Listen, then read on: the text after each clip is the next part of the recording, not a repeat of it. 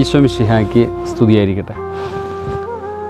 2000 വർഷങ്ങൾക്ക് മുമ്പ് കർത്താവ് വിചാരണ ചെയ്യപ്പെടുമ്പോൾ നമ്മളവിടെ ഉണ്ടാകുമായിരുന്നെങ്കിൽ എന്ത് നിലപാടാണ് എടുക്കുക?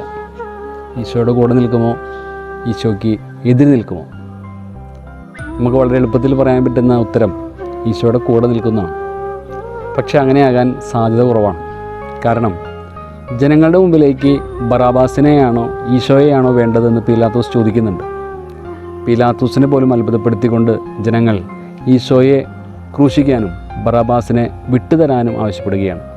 കലാപകാരിയും കൊലപാതകിയുമായ ബറാബാസിനെയാണ് ഈശോയേക്കാൾ ഉപരിയായിട്ട് അവർ തിരഞ്ഞെടുക്കുക.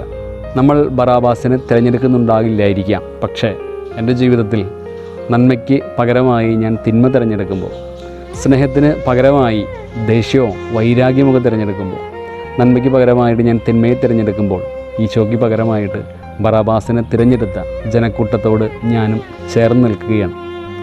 2000 വർഷങ്ങൾക്ക് മുമ്പ് കർത്താവിനെ തിരഞ്ഞെടുക്കുന്ന വ്യക്തിയായിരുന്നെങ്കിൽ ഇന്ന് ഞാൻ നന്മയെ തിരഞ്ഞെടുക്കുമായിരുന്നു, സ്നേഹത്തെ തിരഞ്ഞെടുക്കുമായിരുന്നു, ക്ഷമയെയും കരുണയെയും തിരഞ്ഞെടുക്കുമായിരുന്നു. മുമ്പിലേക്ക് പ്രവേശിക്കുമ്പോൾ നമ്മുടെ തിരഞ്ഞെടുപ്പുകളെ ഒന്നുകൂടി അവലോകനം ചെയ്യാം. ബറാബാസിനെ ഒഴിവാക്കാനും ക്രിസ്തുവിനെ തിരഞ്ഞെടുക്കാനുമുള്ള കൃപയ്ക്ക് വേണ്ടി നമുക്ക് പ്രാർത്ഥിക്കാം.